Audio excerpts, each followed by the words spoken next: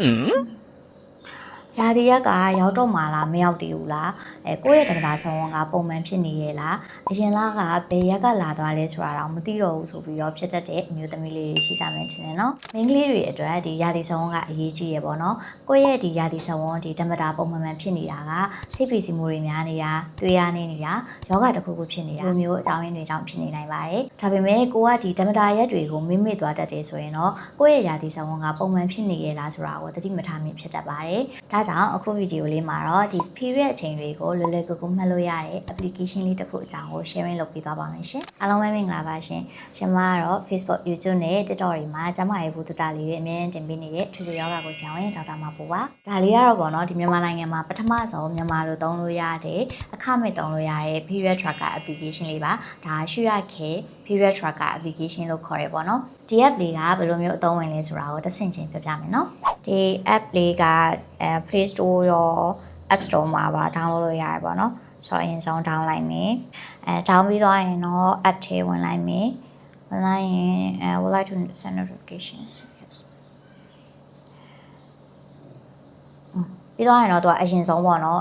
မြန်မာလိုရွေးမလားအင်္ဂလိပ်လိုရွေးမလားဆိုတာရွေးခိုင်းနေပေါ့နော်ဆိုတော့မြန်မာလိုရွေးလိုက်မယ်ကောက်တဲ့ဖွင့်ပြီးပြီးသွားရင်တော့ဒီသူဖြည့်ခိုင်းတဲ့ဟာလေးဖြည့်လိုက်မယ်ပေါ့နော်ပြီးတော့ရင်တော့ဒီ step 2ပေါ့နော် step 2မှာဆိုလဲဒါနာမည်တွေကိုယ့်ရဲ့နာမည်မွေးနေ့ဖုန်းနံပါတ်ဒါလေး register လုပ်လိုက်မယ်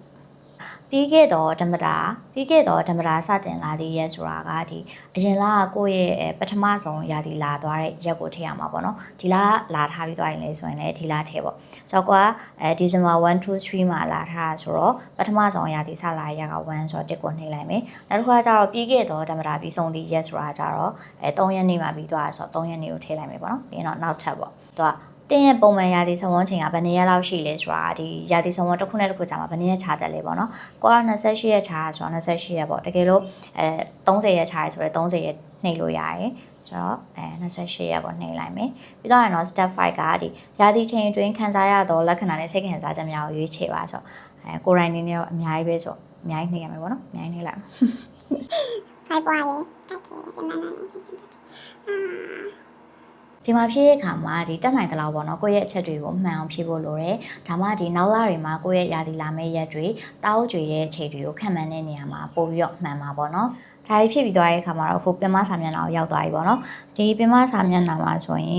်ကျမရေးဆောင်ပါလေးတွေဖတ်လို့ရတယ်ပေါ့နော်ဒီရာသီမလာခင်ဖြူစင်းတာဆိုရင်ရလားဆိုတာမျိုးဒီအဖြူစင်းတဲ့အကြောင်းအရာဆိုတော့ဒါလူတိုင်းတော်တော်များများပေါ့နော်သိချင်ကြတဲ့အရာလေးဆိုတော့ဒါအရင်ကောင်းပါတယ်ဒီစာမျက်နှာလေးကဒီပြက်ကလေးမှာဆိုရင်တော့ဒီနောက်လတွေမှာကိုယ့်ရဲ့ရာသီလာမယ့်ရက်တွေကိုကြည့်နိုင်ပြီဒီပန်းရောင်လေးတွေကဒီရာသီလာမယ့်ရက်တွေကိုခန့်မှန်းပေးထားတာပေါ့နော်ဆိုတော့ကိုကဒီလ period လာပြီဆိုရင်ဒီဟာလေးကိုနှိပ်လိုက်ရုံပဲဒီလိုမျိုးကိုယ့်ရဲ့ရာသီဆောင်တွေကို tracking လုပ်လို့ရတဲ့အတွက်ကိုကရာသီပုံမှန်လာနေလားဆိုတာကိုသိနိုင်တယ်တကယ်လို့ကိုယ့်ရဲ့ရာသီဆောင်ပုံမှန်ဖြစ်နေရဆိုရင်လည်းဆရာဝန်နဲ့တိုင်ပင်နိုင်တယ်ပေါ့နော်ဒီရာသီလာမယ့်ရက်ရောက်နေရင်လစဉ်သုံးပစ္စည်းတွေကြိုဆောင်ထားနိုင်တယ်ခီးသွားဆရာရှိရမျိုးဆိုရင်လည်းဒီရာသီရက်နဲ့ကိုက်နိုင်လားနောက် PMS ရနိုင်လားဆိုပြီးတော့ကြိုးပြီးစစ်ဆေးနိုင်တယ်ပေါ့နော်PMS ဆိုတော့ဒီမှာကိုယ့်ရဲ့ဒီ period ချိန်မှာခံစားရတတ်တဲ့ဒီယောဂလက္ခဏာတွေကိုလွယ်လွယ်ရွေးလို့ရမှတ်ထားလို့ရတော့ဒါအဆင်ပြေပေါ့နော်။ဘာလို့လဲဆိုရင်ဒီချိန်မှာပေါ့နော်ကိုကဘယ်လိုမျိုးနေမကောင်းဖြစ်တတ်တယ်ဆိုတာကိုသတိထားနိုင်တယ်။ဆေးတွေကြိုပြီးဆောင်ထားနိုင်တယ်။နောက်ဆရာဝန်နဲ့ပြတဲ့အခါမှာလေကိုယ့်ရဲ့ယောဂလက္ခဏာတွေကိုသိချမှတ်ထားလို့ရတယ်ဒီ menstruation တွေသဘောလေးဖြစ်နေတာဆိုတော့ဒါအရင်အဆင်ပြေပေါ့နော်။နောက်ဒီ star လေးတွေကကြတော့တောက်ကျွေနိုင်တဲ့ရက်ကိုဝင်ရနိုင်ခြေရှိတဲ့ရက်တွေကိုခံမှန်းပေးထားတာဆိုတော့ကိုဝင်ရဖို့စူးစမ်းနေတဲ့သူတွေကိုဝင်ရှောင်ခြင်းတဲ့သူအနေနဲ့ပေါ့နော်ဒီရက်တွေကိုဂရုစိုက်နိုင်နေပေါ့နော်ဆိုတော့ဒီ SureK app လေးကဒီလိုမျိုးအသုံးဝင်နေပေါ့နော်နောက်တစ်ခုကကျတော့သူက notifications လေးတွေပို့ပေးတတ်တယ်ပေါ့နော်ကိုရိုင်းကတခြား app တွေဆိုရင်ဒီ noti လေး off ထားတတ်တယ်ပေါ့နော်ဒါပေမဲ့ Sure ကကျတော့ဒီလိုရှောက်ဖို့နေရမျိုးမဟုတ်ဘဲနဲ့အသုံးဝင်မဲ့ tips လေးတွေရေးတောက်ဖို့နောက် self care tips လေးပို့ပေးထားပါတော့ဆိုတော့ဒီ SureK app မှာတော့ noti လေးကို on ထားတယ်ရေးတောက်ဖို့ self care လုပ်ဖို့ကအမျိုးသမီးလေးတွေအတွက်အရေးကြီးရလေနော်ဒါကတော့ဒီရှုရရဲ့ channel လေးတွေနဲ့ဒီပါကြောင့်ကိုယ့်ရဲ့အကျဉ်းပေါ့နော်။ဒါကတော့ဒီ app လေးရဲ့အသုံးပြုနည်းလေးတွေနဲ့အသုံးဝင်ပုံလေးပါရှင်။ဆိုတော့ကိုယ့်ရဲ့ period ပေါ့နော်။ရာသီဆောင်မှန်ကိုမှတ်တဲ့ဖြစ်နေတဲ့သူတွေအတွက်ဒီရှုရရဲ့ period tracker လေးကတကယ်အကျိုးရှိစေမယ့်အသုံးဝင်စေမယ့် application လေးဖြစ်တာမို့လို့download ထားဖို့အကြံပေးချင်ပါတယ်ရှင်။ App Store ရော Play Store မှာပါ download လို့ရတဲ့ link လေးတွေကို comment မှာချထားပေးမယ်နော်တခြားသူတွေလည်းဒီ Sugar Care app လေးကိုတည်သွားပြီးတော့အကျိုးရှိသွားအောင်လို့ share သွားပေးဖို့လည်းမမေ့နေအောင်နော်ဗီဒီယိုလေးကိုအဆုံးထိကြည့်ပေးတဲ့အတွက်ကျေးဇူးများတင်ပါတယ်ရှင်နောက်ဗီဒီယိုတွေမှာရှင်းမနေပြန်တွေ့ပါမယ်နော်